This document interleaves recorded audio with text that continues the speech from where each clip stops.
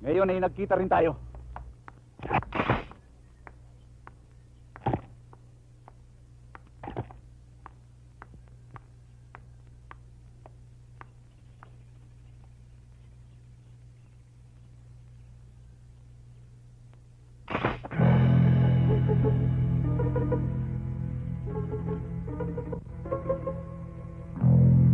Ngayong nasaksiyan ko, naniniwala ako sa kanila na ikaw ay pinanganak na may baril sa iyong kaliwang kamay.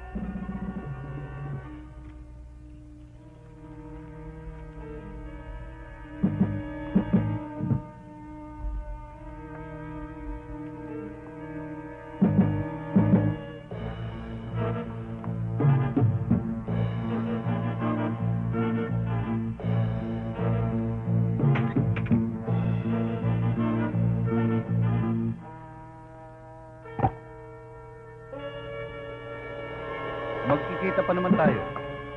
At baka sa ibang araw, mabaliktad ang pangyayari.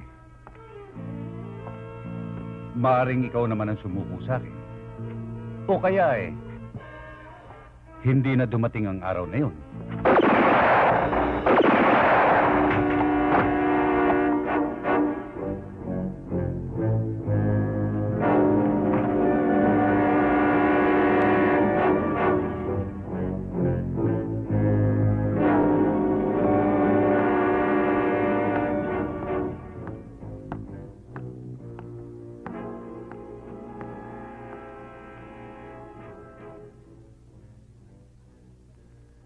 Si Selmo pala si Pepe. Ang galing sa baril. Ang bilis. Oo, kitang-kita ko. Talaga.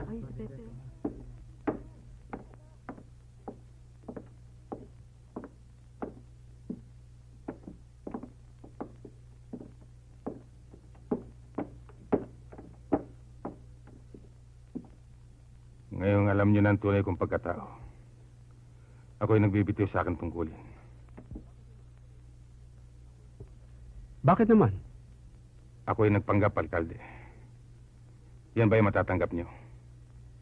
Kung prinsipyo din lang ang pag-uusapan, sasabihin ko sa'yo, ang tunay na diwa ng katarungan ay hindi ang walang alinlangang pagsunod sa batas. Kung ikaw ay aming pababayaan, ay hindi namin sinusunod ang tunay na diwa ng katarungan. Kaya, ibig naming manatili kang hepe. Maraming salamat, alkalde.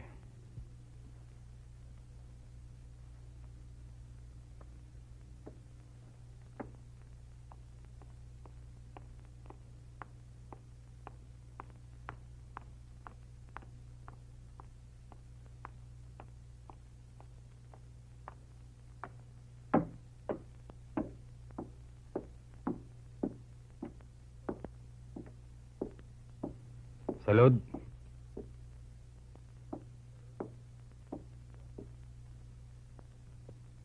Sa.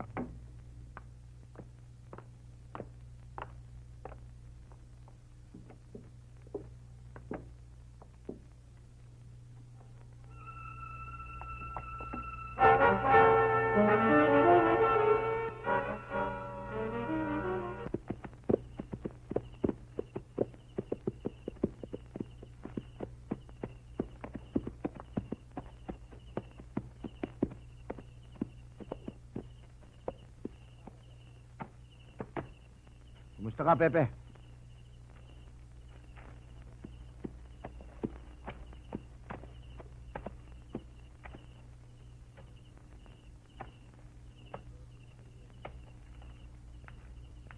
Pepeng Kaliwete. Matagal na kitang pinahanap, ah. Narito ka lang pala. Tama sabi. Yung napakalapit ay napakahirap makita. Tulad ng tungkil ng ilong. Ito yung Pepeng maliit ka pa lamang yung nakapatay ka na ng isang Amerikano. Bakit ka bumalik? Para magigante. Ngayong alam mo, nasa asawa ko. Huwag kang mainip. Makikita mo rin siya. Natatandaan ba ang ginawa mo sa akin ng kasal mo?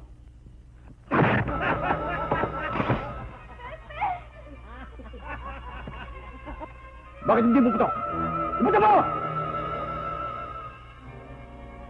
Pag pinutok niya, sabugin yung utak ng babae yan. Huwag kang maniwala sa kanya! Lumabas ka, Pepe!